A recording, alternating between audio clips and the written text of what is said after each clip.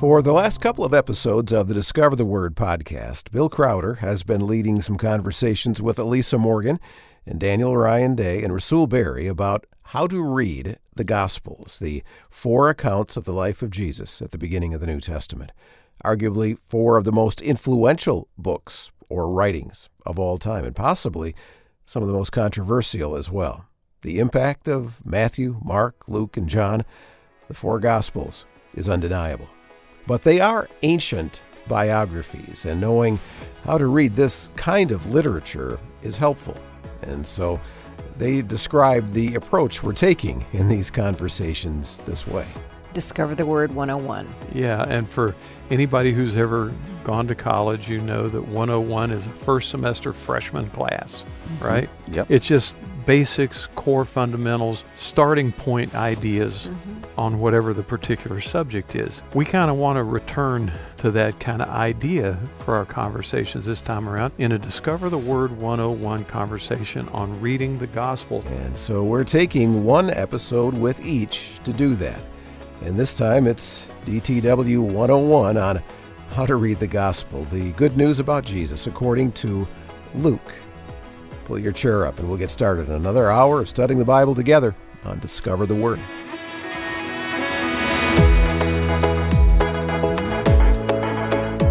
And welcome to Discover the Word, a Bible engagement effort of Our Daily Bread Ministries, in which we invite you to explore topics and passages that inform the way we read the Scriptures, challenge us as we live our lives as followers of Christ, and point us to discover Jesus in the pages of the Bible. And so we're excited to get into this third leg of our journey through the Gospels, taking this DTW 101 approach as we focus on things that will aid our being able to read them well. And so in this edition of the podcast, it is Luke. And we'll talk about authorship and audience and distinctives and strategy and tactics, some of the same things we've explored with Matthew and Mark in the last couple of episodes. And so what is it about Luke's account that we need to take notice of? Well, let's pull our chairs up to the table and get started with this conversation about how to read Luke. We want to spend this next series of conversations kind of getting to know a little bit more about the background and some information about the Gospel according to Luke, as we refer to it in our English Bibles, so that it'll help us when we read it to get better understanding and things like that. And as we've done when we looked at Matthew and Mark, the first place we always start is with authorship. And so I almost always feel like we need to start our authorship conversation with a disclaimer from Daniel. Because Daniel is really good about reminding us that it's very difficult to totally and accurately apply authorship for New Testament books, because so many of them are truly anonymous, and the Gospel of Luke is as well. Yeah, and I think it's just when we get down to the actual who wrote the words down, we just care about that more typically in our culture than was cared about then, especially with just the scribal process of how much harder it was to write. Not everybody had a journal and could reach out to a publisher and say, hey, I've got something to say. There was just so much more of a process to it, which in some ways is why it's a little more trustworthy at times too. So. Well, and we learned a lot about that when Randy Richards came and talked to us about letter writing in the first century and the whole process that was involved, because in our culture, literacy has an extraordinarily high value.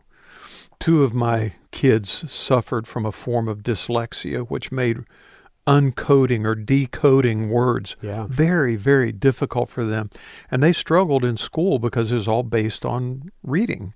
So in the ancient world, whereas literacy to us is a very high value, it wasn't that big of a value, because if you were in an aristocratic environment, you had people for that. Sure. And normally they were your slaves. Most of the people who were literate were slaves, because they were the ones who had to learn how to do that in order to serve whoever their master was at that point. So there are a lot of interesting nuances when it comes to authorship, but there are also some reasons for believing that perhaps the Luke that external evidence of second century testimony and things like that who claim, yes, Luke was the writer of this book. There were reasons why they landed there, and it's good to see some of those. So maybe let's first introduce Luke by, Elisa, would you read for us Colossians 4, verse 14? That's an odd place to start a conversation on Luke, isn't it? Colossians 4. It just says, Luke, the beloved physician, sends you his greetings. Yeah. The key phrase there is the beloved physician. As a physician, he also may have been a slave. Because many of the doctors, they went through that training at the behest of their masters so that they could care for the family and things like that. But also in the process of learning the medical trade, he had to learn literacy. And so by being a physician, he had to be able to write. And he would have been well educated. And the thing with Luke's gospel and also the book of Acts, which we attribute to Luke, is that he uses a very polished form of Greek, which isn't always the case with the other gospel writers. Yeah, I mean, there's several things about what you've unpacked there that I think caused me to realize, one, how different the ancient world is from our world, where we think of chattel slavery in the United States context, where literally enslaved Africans were forbidden. It was illegal to teach people how to read and write, and it was very much a sign of the desire to control in a very unique way. Whereas in the ancient world, while there was definitely brutality that existed, there was also a different type of posture. But the other thing it makes me think about is how Luke is so concerned about the plight of those on the margins that you see in his particular gospel, and the value that he sees in Jesus as being a champion of those that may be like himself. And when we get deeper into the characteristics of his writing, that's one of the main features, is that Luke spends more of his time picturing Jesus with the marginalized or the outliers of the culture of their day, which includes women, children, all these different people groups that were largely seen as of secondary importance in their time. Some even suppose that some of that's because as a physician, he would have learned compassion for the hurting and things like that, and it would have caused those kinds of situations to more grab his attention and compassion a little bit. So, but in addition to being a doctor, he was a Gentile, which is very interesting because as far as we know, he was the only Gentile contributor to the New Testament. We've seen Matthew presents his message to the Jews, presenting Jesus as King of the Jews. Mark presents his gospel to Rome, which was made up predominantly of slaves, and so he presents Jesus as the suffering servant. Luke's presentation of Jesus is as the Savior of the world. Yeah. And then he kind of builds on that if he is indeed the author of Acts as well. He really expands on that by showing how the church then explodes into the whole world and keeps spreading. Yeah, so Luke was a physician. Luke was a Gentile. Now let's actually go to the Gospel of Luke. And Rasul, if you would read for us Luke chapter 1, verses 1 through 4. Many have undertaken to draw up an account of the things that have been fulfilled among us, just as they were handed down to us by those who from the first were eyewitnesses and servants of the word. With this in mind, since I myself have carefully investigated everything from the beginning, I too decided to write an orderly account for you, most excellent Theophilus, so that you may know the certainty of the things you've been taught. What we get from that is that in addition to being a doctor and a Gentile, Luke was a proper historian.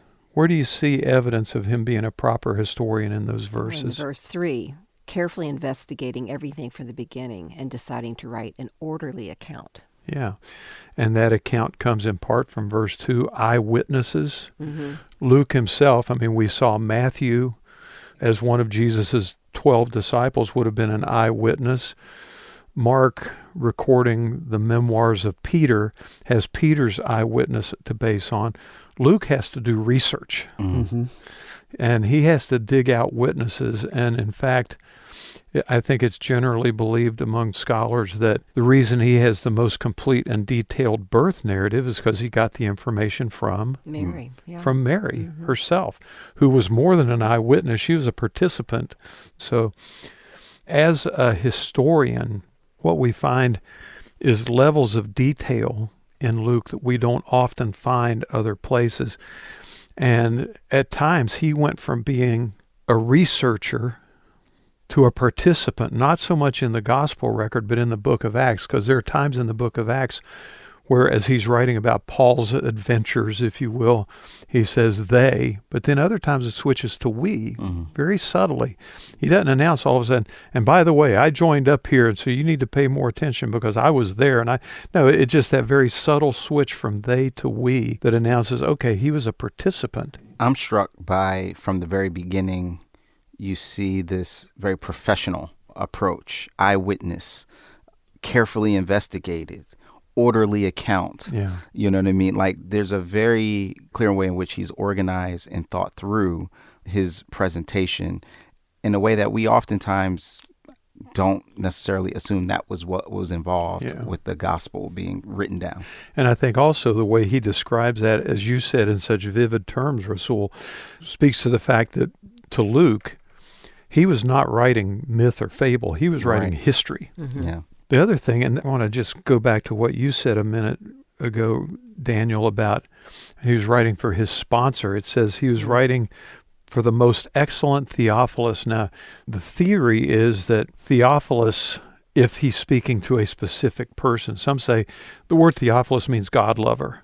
So anyone who loves God, this is for you, But anybody who doesn't love God, it's for them too, it's that kind of thing. But if Theophilus was a specific person, he was probably Luke's patron, which means he would provide resources for Luke, and Luke would return to him a benefit from his investment. So if Theophilus was his patron, then, as you said, Daniel, he provided the funding and the resources for him to do all this research and all this work and this recording. And then in return, he gets this accurate account of the exact truth about the things you've been taught. A reliable record is what he's there to provide. So I think as we start looking at Dr. Luke, he's a guy who's only mentioned 3 times in the New Testament. He's mentioned in Colossians 4:14 that Elisa read. He's mentioned in 2 Timothy 4:11, and he's mentioned in Philemon verse 24. Those are the only places his name pops up. But again, he's ascribed authorship of this gospel account because the early church fathers in the 2nd century had a tradition of history that had been handed down that identified these authors, and they viewed it as trustworthy to believe that Luke was the one who authored this, and he would have had the means and the skills to do it. So it makes sense.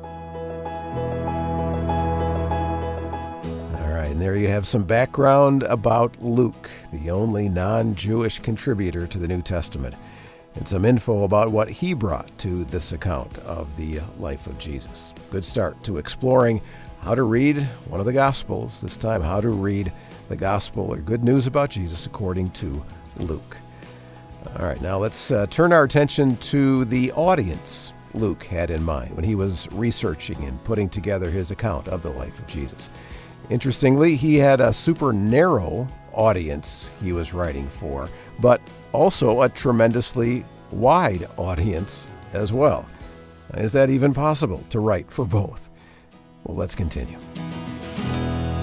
Okay, here on Discover the Word, we get together and we have our conversations, but we're doing it for an audience. And even though we may not have names for the individuals who make up our audience, we have an empty chair at the table with us to represent them being at the table with us. So if I was to ask you to characterize our audience in the most general way, what's the makeup of the bulk of our audience, the majority of it? People with amazing taste. Yeah. They love us. That's very good. Yeah. That's very good. Yeah. I think they're very curious, and they love Scripture, and they're hungry to know more. And we would learn more if they were actually able to talk back, I think. I would say, I mean, this is basic, but I think it's significant. They're likely English speakers, familiar with the language, because that's what we speak in. Okay, how does that shape what we do here? Well, we actually talk about the Bible. Yeah. Right? Like, we don't talk about a lot of other things we could talk about. We try to say with the text in kind of the center of our conversations. We try to keep our conversations centered on what we think everybody else is curious about. We try and really keep the listener in mind. What do they need to know? What are they hungry for? And I would add to that, Elisa, that because the bulk of our audience loves and wants to understand and know the Bible better, I think one of the things that we've tried to commit ourselves to is to model a little bit how to study the Bible and to show how all of the Bible ultimately tells one story that points to Jesus and his crucifixion and resurrection on our behalf. But just as our understanding, such as it is, of our audience shapes what we do here on this program, the same thing applies to how the gospel writers wrote the Gospels. A lot of the way they approached it had to do with who they perceived their audience would be. We mentioned already Matthew is writing primarily to whom? Jewish people. Jewish people. So he uses a lot of Old Testament. He doesn't bother to explain Jewish customs or rituals because he assumes their knowledge of those things. And he presents Jesus as the King of the Jews, but of a better kingdom than any kingdom they could imagine. Mark speaks to a Roman audience, and so he does very little Old Testament scripture, but when he comes across a Jewish custom that would be unfamiliar to a Roman reader, he explains it, which is actually very handy to us because we're Gentiles who don't understand all those things. So in this conversation, I want us to think specifically about how understanding who we believe Luke's audience was shapes how he tells the story of Jesus, okay? Daniel, would you read Luke 1, verses 1 through 4, please? Sure.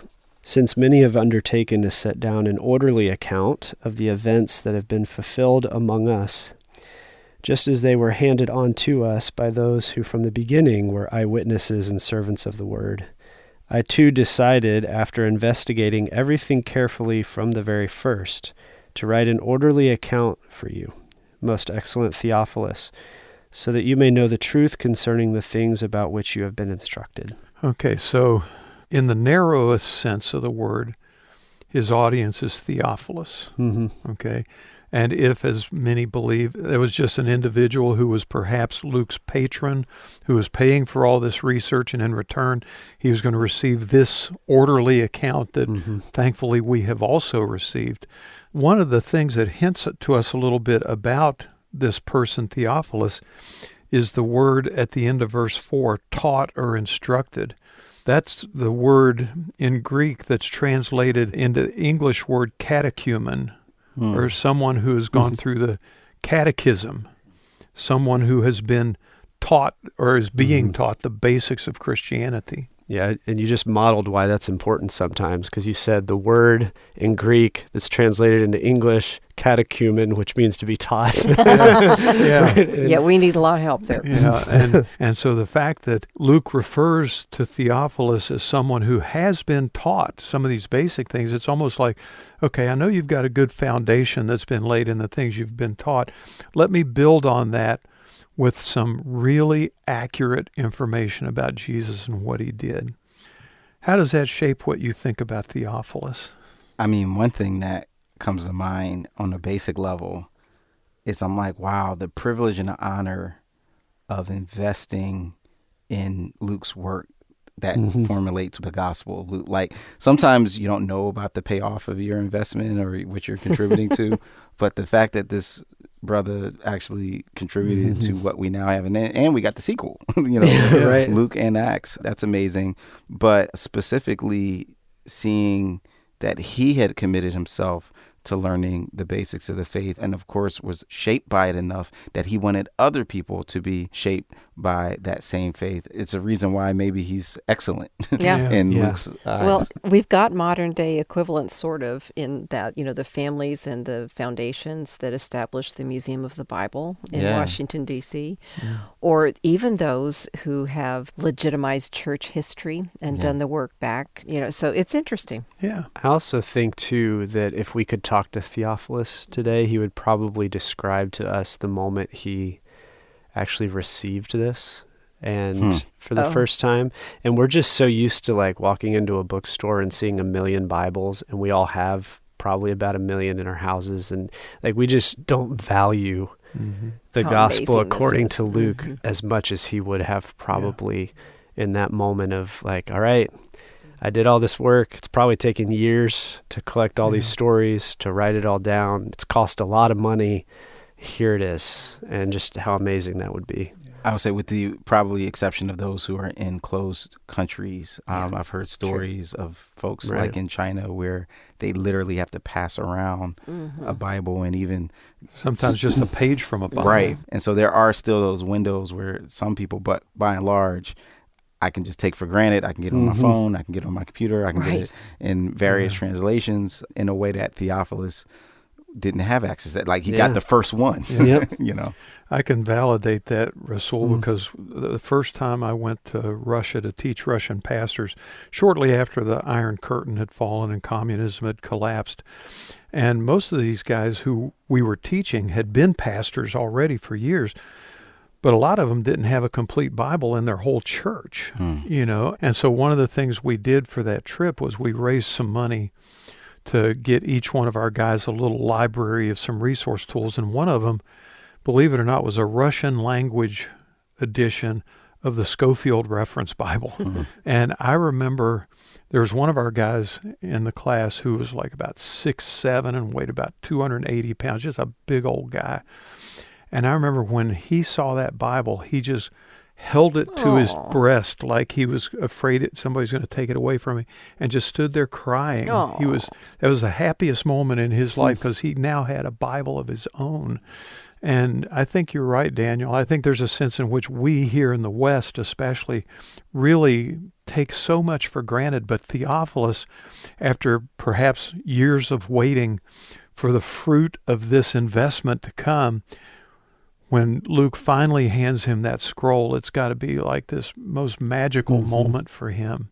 So in the very narrow view, we have Theophilus, perhaps the patron, certainly someone who's been taught the basics of the story of Jesus, and now is being given this fuller version. In a broader view, you could say that Theophilus may be representative of Gentiles in general, which again makes me happy because I'm a Gentile. So there are a number of things that contribute to a Gentile audience being the target of this. One is that in Matthew, when he gives the genealogy of Jesus, he traces it back to Abraham. Luke traces it back to Adam, all the way back to the start that all of us ultimately came from. Yeah. He refers to Roman emperors by name, which again would have been a date setter, especially surrounding the birth of Jesus. When he says Caesar Augustus, everybody said, oh yeah, I remember him. Yeah, I mean, that was an important name. And there are times when he, instead of using Hebrew terms, he uses Greek terms. For instance, in Matthew and even in John a little bit, you get the word rabbi or teacher. He uses the Greek term didaskalos instead. And so there are a number of these things. And then even when he does quote the Old Testament, Luke uses the Septuagint, which was the Greek version of the Old Testament, as opposed to quoting from the Hebrew version. So there are a number of reasons to think that whether it's Theophilus, the individual guy, the lover of God, as his name would describe, whether it's him or whether he is representative of the larger Gentile audience, Luke is very careful to express his story of Jesus in ways that would be accessible to a broader audience, including us.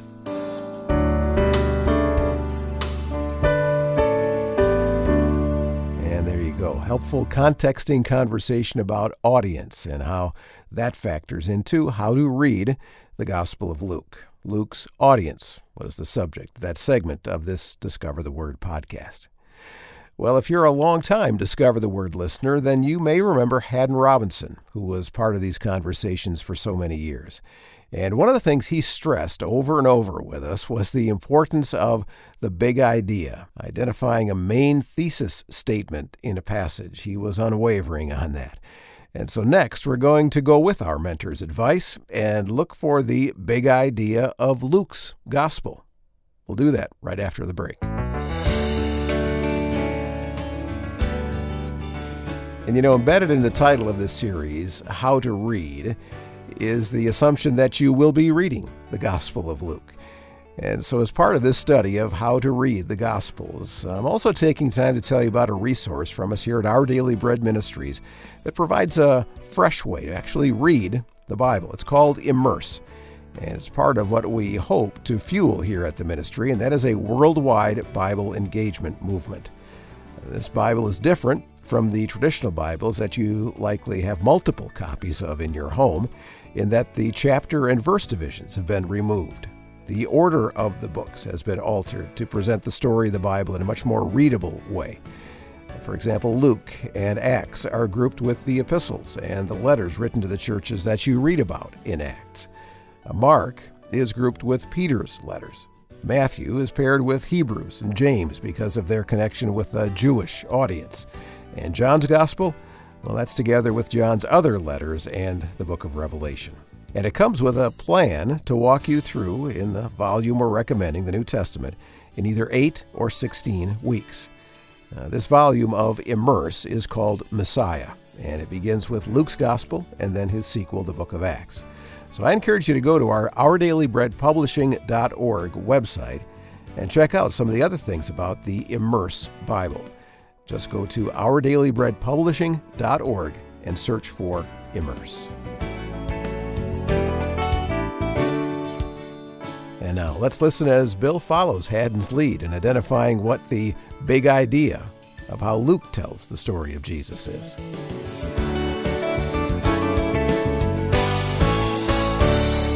Here at Discover the Word, and also for a couple of us here personally, Haddon Robinson was a very shaping presence in our lives in terms of how we approach the Scriptures.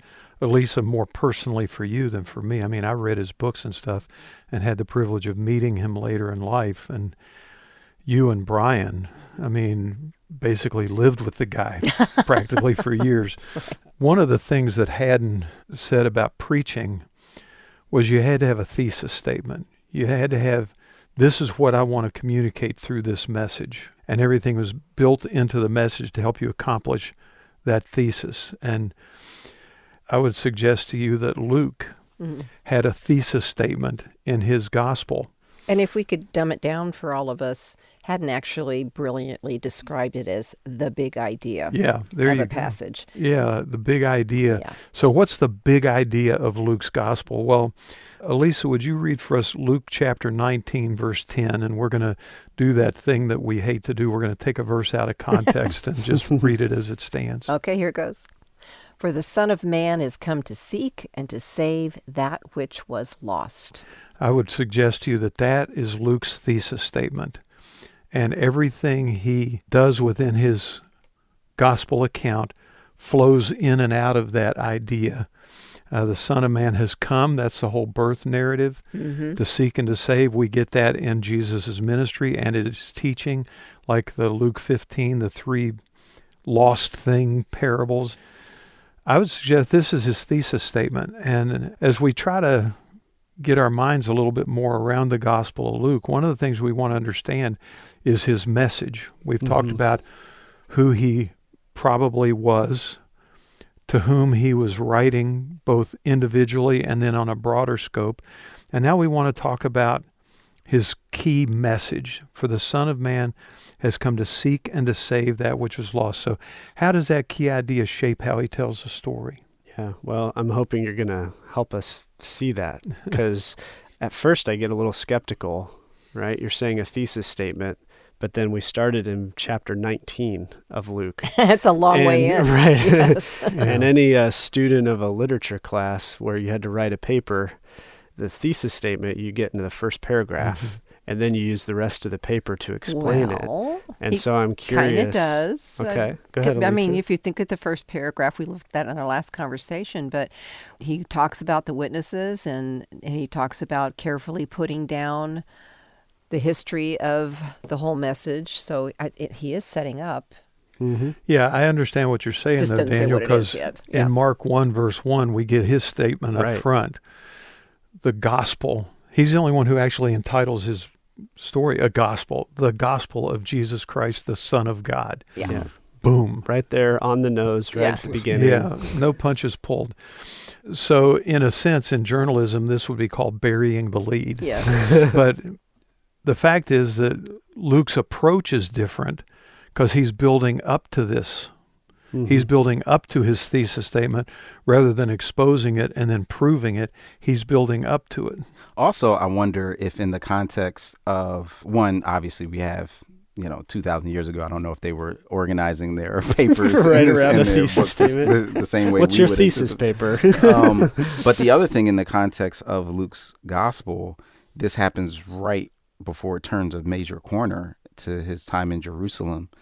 And so it makes me wonder if all the things that are about to take place in Jerusalem, the triumphal entry, the cleansing the temple, and which obviously culminates with the crucifixion and resurrection, is he giving you this statement so that you can see all of it through that lens? Absolutely. That is perfect. Yeah. And with that, the idea too that if he's writing to Theophilus and potentially to other Gentiles or whoever, to get to the point of saying something like the Son of Man comes to seek and to save that which is lost.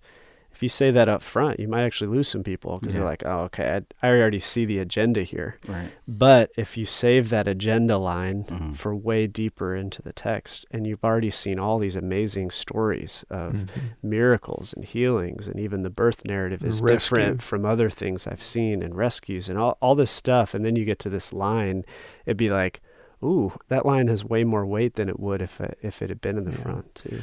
Yeah, there's a rhetorical value to holding the big idea till later, but in literature, you're right. Most of the time you expect it to be up front.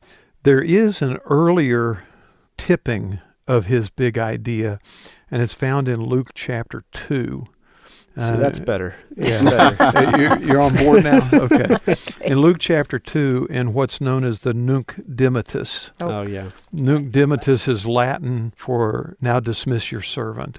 And this is Simeon when Jesus is brought to the temple by Mary and Joseph for Mary's ceremony of ritual cleansing following childbirth.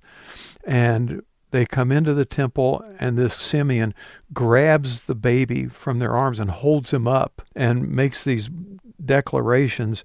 And the Nunc Dimittis is verses 29 through 32. So, Daniel, would you read those for us? Since I'm the one giving you the hard time. Yeah, absolutely. You got to work for it. Master, now you are dismissing your servant in peace, according to your word.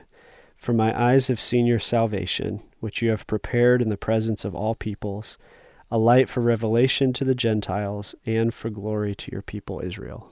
Okay, there's a lot of stuff packed in there yeah. that Simeon's given us, isn't there? And it's surprising, too, because we don't have any indication of Simeon being a priest or someone who's normally in the temple at that time. In fact, the opposite is the case, where he felt led to the temple in this moment and then sees Jesus, and then all of a sudden it comes into context. Of all the early moments, from the shepherds leaving their flock, the magi coming from distant lands, Herod trying to kill, like, of all the moments, this one to me is the one that stands out the most, because someone literally who's of old age saying, I can die now because I've seen this baby. Yes. And that which you've promised, is fulfilled. That which I've been holding on to for dear life, I'm done, and is going to bless the entire world. That feels like, and it says right there in 33, the child's father and mother marveled at what was said about him. Yeah, no kidding. Who wouldn't? I mean... Well, and he says something pretty awful, too. If you go on down and talking about, a sword will pierce your own soul, but because the child is destined to cause the falling and rising of many in Israel and to be a sign that will be spoken against, so that your own soul is going to be pierced. Yeah, so you have the good and the bad, the joyful, the jubilant, and the harsh. It's life. I mean, it's both. But I think when you hear, for the Son of Man has come to seek and to save that which was lost, that sounds very different, especially in the early parts of Matthew's gospel, where he says, go only to the lost sheep of the house of Israel. But here he says, a light of revelation to the Gentiles and the glory of your people, Israel. So there's already this inclusionary sense that speaks to the larger, broader Gentile audience. And the larger and broader story of the Bible. Yes. Because in the Hebrew Bible, often the description of who Israel was to be is to be a light to the whole world. And that is their glory. The fact that they are God's set apart people, and living that out in the world brings blessing and prosperity and good things for the whole world. But Israel had largely failed to fulfill that responsibility. And so now here comes Jesus, who will be truly a light to the Gentiles. And he, the light of the world, comes and steps into that space and does that. So even though he doesn't really unveil his purpose statement until later in the book, he hints at it very early. And again, this whole idea of a gospel for everyone, a gospel for all of us, I think is a message that is still very relevant today, because there are people all around us today who really have very little, if any, understanding about the Bible or the story it's trying to tell. Maybe they came up in a very harsh church environment, and all they know is that it's a bunch of rules that everybody claims to keep, but nobody really does. Or that it's all about this religious organization called the church, or whatever it might be. And what Luke is wanting to do is say to us and to them, no, this is a story about a person. And it's the person who came to fulfill the promises of God, not just to his covenant people, Israel, but ultimately to the entire world.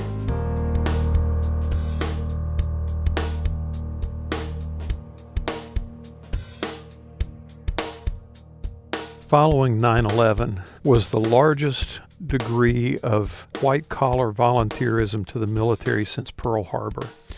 And one of those who was involved in that was my oldest son, Matt, who enlisted in the Army after 9/11, and he was in the infantry.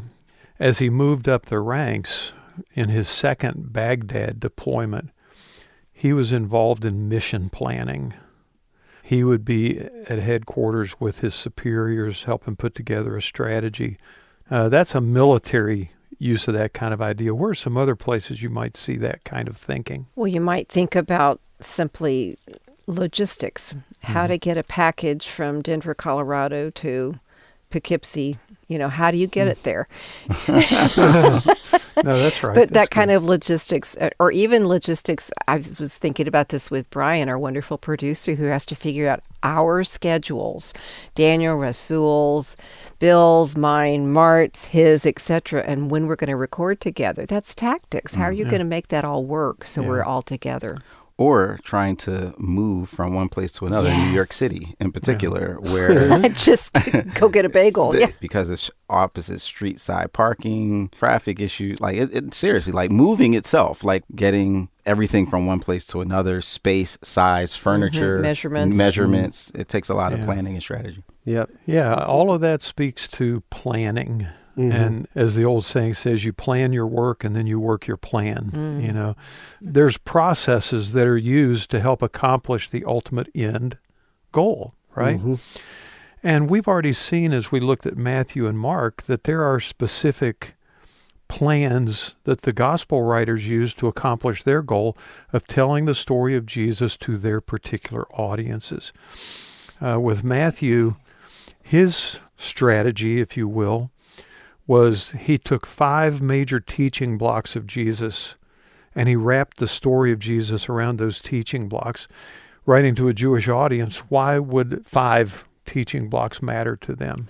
Echoing the Torah, the 5 blocks. The Pentateuch, as we call it, Yep. or the 5 books of Psalms. So they were used to thinking about things in groups of 5, and so he uses 5 teaching blocks. With Mark, we saw that his strategy had to do with what I call the continental divide, where the first half of the book is about proving who Jesus is, while the second is about revealing why Jesus came. And we see that all reach a head in Mark chapter 8, when Jesus says, "Who do you say that I am?" And Peter says, what? The Christ, the Son of the living God. Yeah. And okay, mission accomplished. They now know who he is. And then immediately after that, for the first time, he says, I've got to go to Jerusalem. I've got to suffer. I'm going to be killed, and I'm going to rise the third. First time he expresses his mission is after that statement of identification. Luke also has a very peculiar, and I say peculiar not because it's odd or weird, but it's peculiar to him and his gospel, a very peculiar tactic, and it's referred to as Jesus' journey to Jerusalem. Okay? And it begins in Luke 9, verse 51. Elisa, what's that tell us?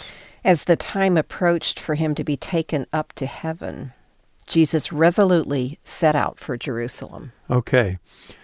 This is Luke 9. How many chapters are there in the Gospel of Luke? 24. 24, Yeah. right? So Luke 9, he has Jesus setting out on this final journey to Jerusalem for the purpose of him being taken up into heaven. He jumps all the way past the crucifixion and the resurrection to the ascension, which is really fascinating. But this becomes the primary feature of his gospel record. And the things that he packs in to Luke 9 and this journey following all the way up into Luke 19, verse 41. Rasul, what's that say? As he approached Jerusalem and saw the city, he wept over it. Okay. So he starts off for Jerusalem in Luke 9. In Luke 19, he gets there. And the triumphal entry is the trigger event that kind of launches the Passion Week, right? So what's a good way to sum up the first 9 chapters then, before we get to kind of the main focus? Is it like a preamble or just an intro? Prologue. I mean, we might call it contexting or background. You don't want to diminish it because it's all important. I said this when we were looking at Mark's gospel. Some Bible scholars refer to the gospels as passion narratives with extended introductions. So in a sense, in Luke, pull it back to the journey to Jerusalem as the setup for all of that. Then it makes it more of a passion narrative with an extended introduction. And I can kind of see that just looking at the, not that we should put too much weight in the titles of sections, but, the first 2 chapters are really like, oh, Jesus showed up into the world. And then you have John the Baptist, and then you have Jesus' temptation, you have him calling his first disciples. There is a lot of setup happening. Yeah. And I think it also reveals, because it's like, okay, why does that matter? I think it matters because it shows us the focal point and how important the passion narrative, the last week of Jesus' life, is to Luke. The way he chooses to center this as the most important things you need to know about who this man is.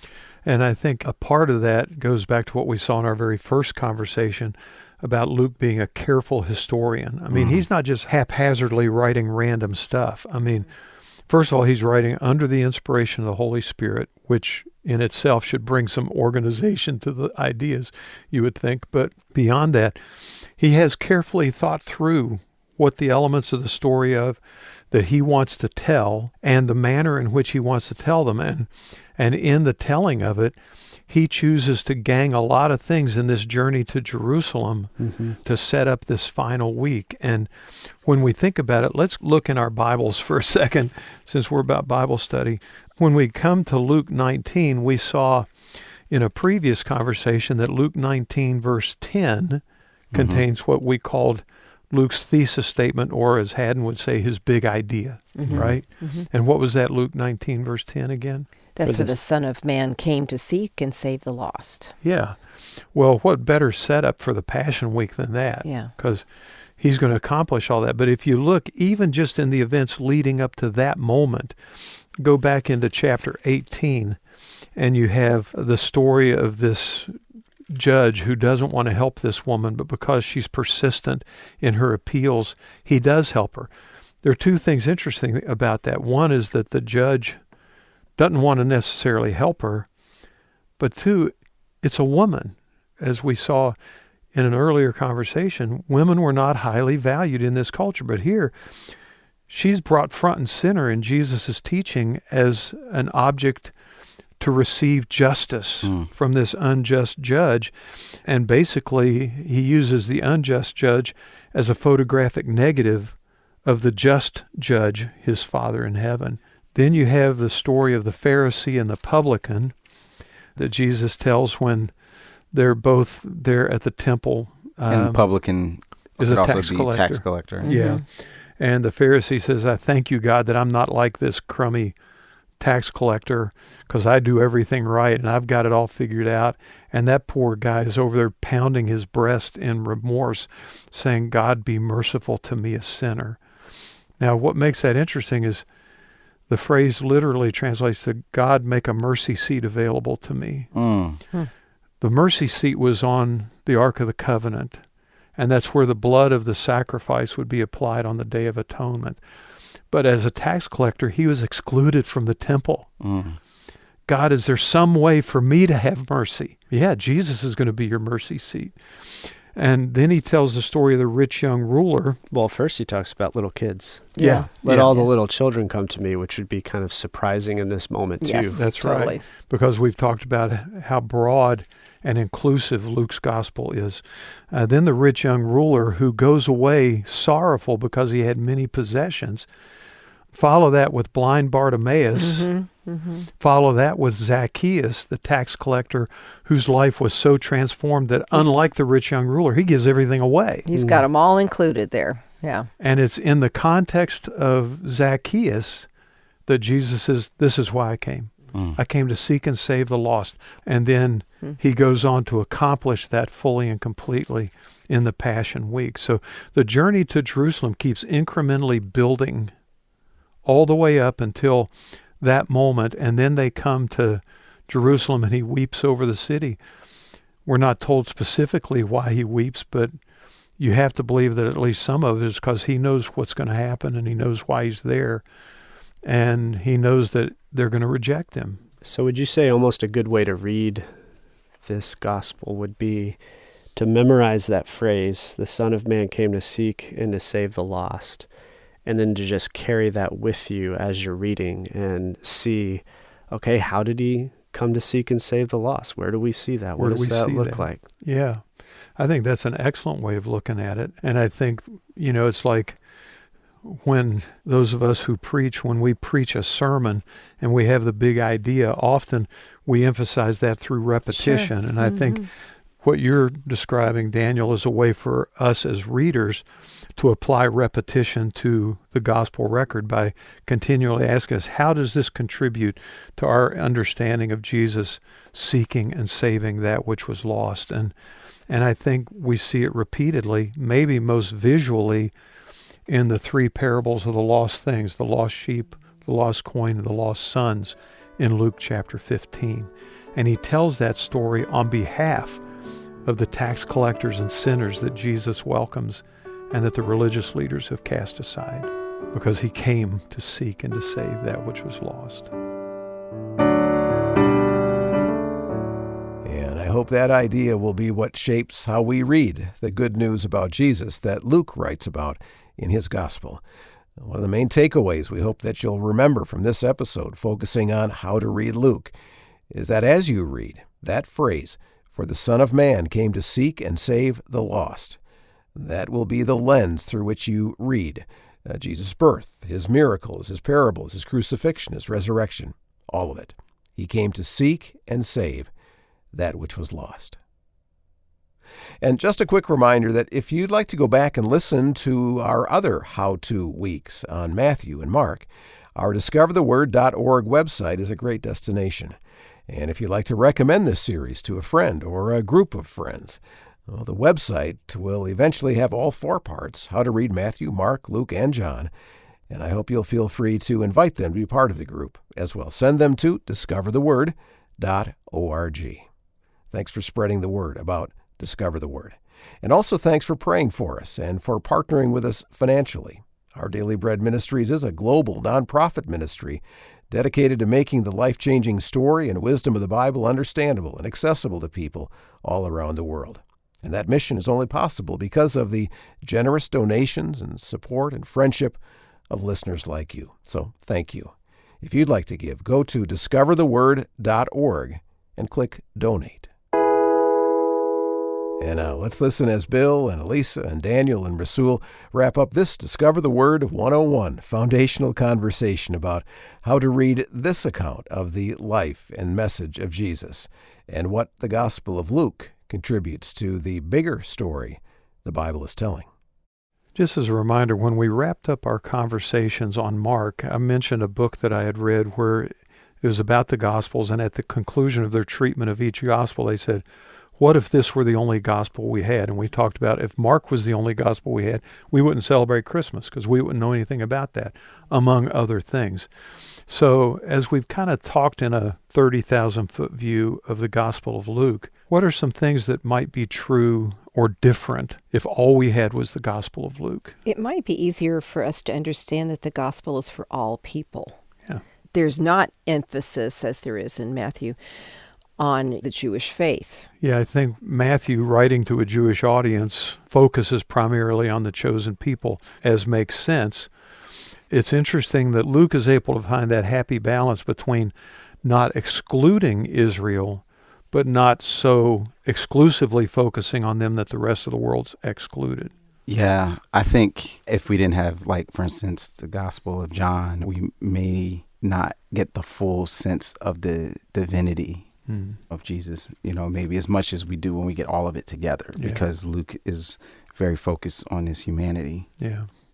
In our final discussion, we want to do another little exercise that we've done in our previous looks at Matthew and Mark, is the word gospel means good news. Mm-hmm. So what is it in Luke's telling of the story of Jesus that makes it good news? He saves us. The Son of Man came to seek and save the lost. Yeah, the whole thesis statement is good news, isn't it? Yeah, he starts off with, this is trustworthy. Yeah.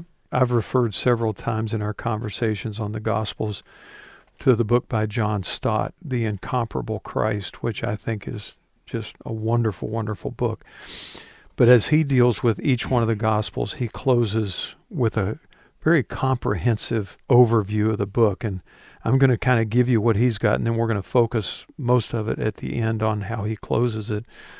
First, he says, Luke's message is good news of salvation. Salvation is a key word in Luke's Gospel. We're introduced to the idea of salvation even in Luke 1, verse 77, when Zechariah promises that his son John will prepare the way he would give his people the knowledge of salvation through the forgiveness of their sins. That sounds a whole lot like the Son of Man came to seek and to save that which is lost, and John was going to prepare the way for all that.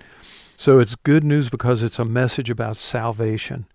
And again, salvation is a key word throughout this gospel. Yeah, the other thing about salvation that sometimes we miss is we get so focused on being saved from sin or saved from death that we miss another emphasis that Luke has about salvation, which is it impacted them the day that they interacted with Jesus. Yeah. So we talked in our last conversation about Zacchaeus. It wasn't that he just got rescued from his sin. It was that he changed in that moment. And he was rescued from a very self-centered, greedy personality. And he was rescued to a relationship, each one of them. That's beautiful. Not to be alone anymore in this and lostness. Was expressed in justice because those who he had wronged were made right. So salvation has many facets, of which perhaps the most significant, because it opens the door for a relationship with God, is forgiveness of sins, because it takes away the barrier to that relationship. So it's good news about salvation, first. Secondly, it's not just salvation in general. It's a good news of salvation through Jesus Christ, specifically. Again, Luke is very inclusive about who's invited to salvation. He's very exclusive about where that salvation can be found. And that's a good little contrast, I think. And that would be in contrast to, culturally, a time of revolts, a time of a lot of people trying to rescue Israel from Rome and things like that, where the salvation doesn't really stick. It doesn't really last. And I guess the unique thing here is the idea that Jesus' salvation that he was offering was a much bigger story than just a temporal, I'll rescue you from your oppressor. Yeah. It was, I'm going to rescue you from like the principalities and powers of sin and death. And this is a salvation that sticks because I'm the Son of God who can actually make it stick. Yeah. And building on that, Daniel, that's one of the things that made it so confounding to his generation, because they had kind of been trained to expect a military deliverance. Mm-hmm. And the prototype of what they thought Messiah was going to be was Judas Maccabees, Judas the Hammer, who led a revolt to drive out the Assyrians in about 160 BC, which created the festival of Hanukkah in the end, that's celebrated by Jewish people around the world every December. And so he was a different kind of Messiah, bringing a different kind of deliverance that not only affects our now, but also affects our forever. And I think, too, what it reminds me of is in Galatians 4:4, where we read, but when the set time had fully come, or in the fullness of time, God sent his Son, born of a woman, born under the law, to redeem those under the law, that we might receive sonship. And so this idea that Luke is pointing us to, that there is something cosmically significant about the timing, the circumstances, and the reality of Jesus coming into the world that isn't just important in this small corner of the Roman Empire or to this particular ethnic enclave, but to all of us universally. That's right. Well, and he's going to get to be a witness of that and recorder of that, as the early church develops. Yeah, so the first component, it's a message of the good news of salvation. The second component Stott gives us, it's a message of salvation through Christ. The third part of what John Stott gives us really comes alive when you read the Gospel of Luke, because it's a good news message of salvation. It's a good news message of salvation through Christ, and it's a good news message of salvation through Christ for the whole world. And we see this, as we've kind of hinted at in previous conversations, in the different groups of outliers and marginalized that Jesus interacts with in uncommon ways in his time. And it's important that we understand that, Jesus was happy to accept to himself the name, the friend of sinners, but he wasn't their friend to somehow validate them in their sinfulness. He was their friend in order to rescue them from their sinfulness. And that's an important distinction to make. But Stott listed at least 5 different categories of outcasts that Jesus welcomed in. The first would be the sick and the suffering. And we saw Luke was what? What was his profession? A physician. He was a physician.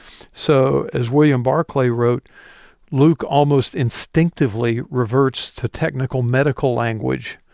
And there are details in stories that have to do with healings that he includes that the other Gospels don't. So first is the sick and suffering that Luke obviously and clearly shows a special interest in. And we also talked about the women and children. Yeah, and that's the second major group of not so much outcasts, but the ignored. Only Luke tells us the stories of Elizabeth and Mary, of Mary and Martha, of the widow of Nain, who lost her only son, and of the women who supported Jesus out of their own resources. Luke tells us who they are by name in Luke 8, verse 3. And he tells us more about the women who watched from the foot of the cross. John includes some of that too, but he inserts himself into there as well. But there are all of these stories focused on women in a time when women were overlooked or ignored, or in the very least had a second-class kind of status. And then, again, as you pointed out previously, Daniel, the little children. Let them come to me. That's right. And one of the few times the Gospels describe Jesus being angry with somebody other than the religious leaders is he was angry at his disciples when they tried to keep those children away. He said, no, this is what my kingdom looks like. Third, a group that was truly marginalized were the poor and the oppressed. And this goes back to even when Jesus introduced himself publicly, really for the very first time in the synagogue of Nazareth, that he had come to bring good news to the poor. And And yet, not only does Luke include them in the stories, he actually shows them being welcomed into Jesus' group in spite of the criticism that Jesus received for doing that. And then finally, and of importance to us, he reaches beyond the borders of Israel proper to the Samaritans and the Gentiles. The Gospel of Luke is good news of salvation to the whole world through Christ. And that's the good news we're still sharing today, because it's still the best news there is.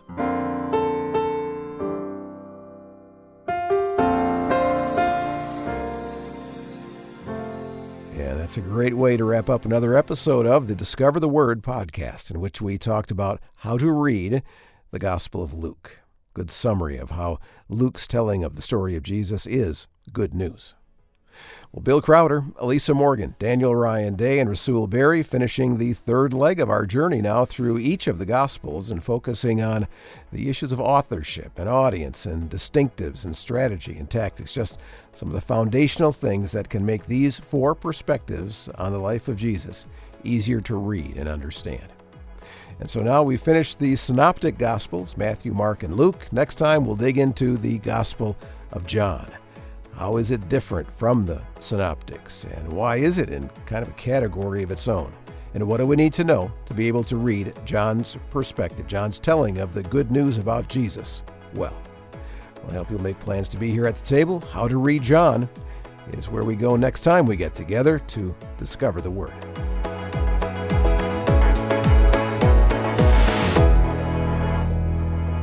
Thanks for listening. I'm Brian Heading. Discover the Word is provided by Our Daily Bread Ministries.